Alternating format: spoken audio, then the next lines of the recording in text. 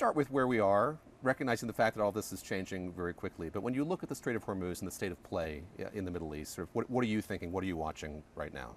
Well, I think all eyes right now are on the Strait of Hormuz. The conflict, which had originally been about Iran and Iran's nuclear capabilities, has really necked down to being primarily about the Strait of Hormuz. If you think about it, the agreement that was reached in mid-June was an agreement just on managing the strait in order to get to talks on nuclear capabilities. We never even got there. There wasn't even really time for product markets and crude markets and LNG markets to normalize. And we're back to a situation, as you know, the U.S. announcing that it's going to have a new blockade on Iranian exports and imports that is poised for more escalation in the Hormuz Strait, and clearly not a path to normalization there in the near future. How do you look at this? Is it intractable? Do you think we're kind of stuck, for lack of a better word?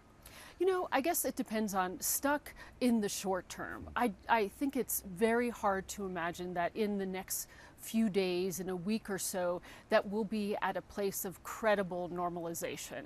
I think even if there is an agreement between the Trump administration, the Iranians, the Omanis, the Pakistanis, which of course people are trying to get to, we are attuned to the fact that Iran is going to try to enhance its position through sporadic disruption of the strait. And that is something that I think is going to have to be accommodated by markets over the medium and long run. We're already seeing that in the sense that you have Gulf countries announcing new investments in infrastructure, ports, pipelines. Over time, the strait will become less important because people are adapting to the reality that this is a choke point, which is going to be problematic, which doesn't mean catastrophic, but problematic for quite some time. What does the time horizon look like for that adaptation? So I know that there's been this effort to build more east-west pipelines. When is that going to be something that's a viable kind of competitor to using the strait to get energy out of the region? In terms of infrastructure, Yes. I mean, the infrastructure can be built maybe quicker than you think, but still we're talking a year or 2 years. And in that interim period, there still is the opportunity for the redundant infrastructure, the infrastructure that is currently taking Saudi oil out of the Gulf, you know, not through the strait, or Emirati oil, that could be disrupted. So that's been one of the most important buffers in the crisis going from, you know, February, March until today, is getting a significant amount of oil out of the Gulf through that alternative infrastructure. We have to hope that infrastructure doesn't become targeted in subsequent rounds. We did see the Houthis kind of come back into the conflict, or at least remind us that they're still potential actors. That, of course, could create new constraints on a market that is very, it's less well positioned, if that's not terrible English, than it was in February to manage a prolonged disruption. No doubt you've heard the president asked about higher oil prices, and something he says is it could have been much worse, that going into this conflict he was told it could be oil at $200 a barrel, and lo, we never got to that point. Why is that the case? Why have we seen, yes, oil prices spike, but kind of stabilize around the $75 level? Sure, and he's right. It could have been much worse, and many people expected it to be much worse. And the reality is that we had a massive disruption. The International Energy Agency has called it, rightly, the largest supply disruption in history. And what is striking is that that didn't translate into an economic massive global disruption, because the system was more resilient than many, including me and many other analysts, expected. And there were a whole number of reasons why that was the case. I would say there are three that are very, very important. The first is the redundant infrastructure, the fact that there were ways of getting a significant amount of the disrupted oil out of the Gulf without using the strait. That was very important.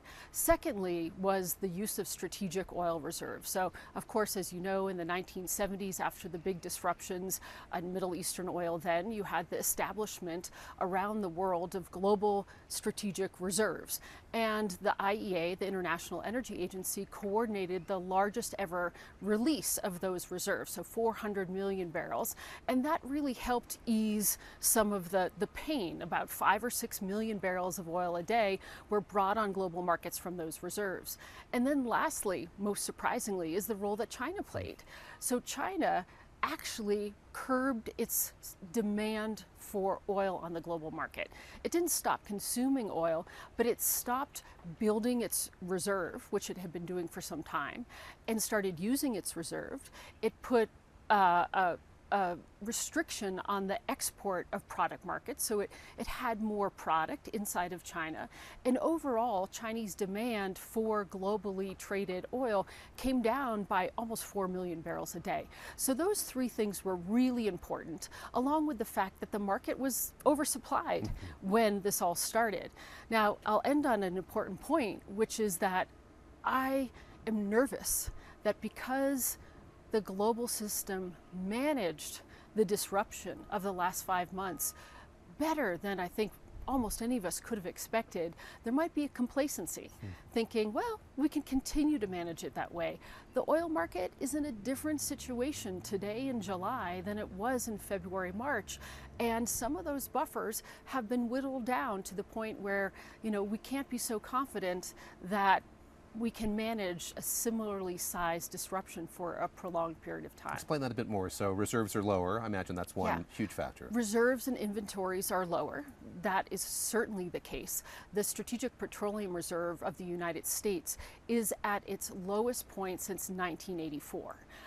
So that's very significant. That's the strategic reserve. There's also commercial reserves. And in the United States, the combination of these two kinds of reserves are again at their lowest point since the 1980s. And this is true in other parts of the world as well. So we don't have that buffer to the same extent as we might have. There's still, you might say there's still hundreds of millions of barrels in reserve. That's true, but the market gets very nervous when that gets lower and lower, and that oil isn't always in the right place. But I'd say the other thing that may not be making it onto people's, radars quite as much as it could be. We're all watching the price of crude, but it's really the refined markets that have been more problematic and that are likely to be more problematic. Again, I'm not saying we're going to be into a new long-term disruption, but if we are in something, quite up and down over the next several weeks or months, the refined product, the diesel, the jet fuel, all of that is much more threadbare than it was before. And you have Gulf refineries and Russian refineries that have been disrupted, and that's putting pressure on global markets in the refined products. So this is the so-called crack spread. Exactly. And the president claims that gas companies are not lowering their prices in tandem with the price of oil. Explain why that's not really what the culprit is in this circumstance. As you say, there's been infrastructure that's been destroyed. Why is there such a yawning gap now between the price of oil and these refined products?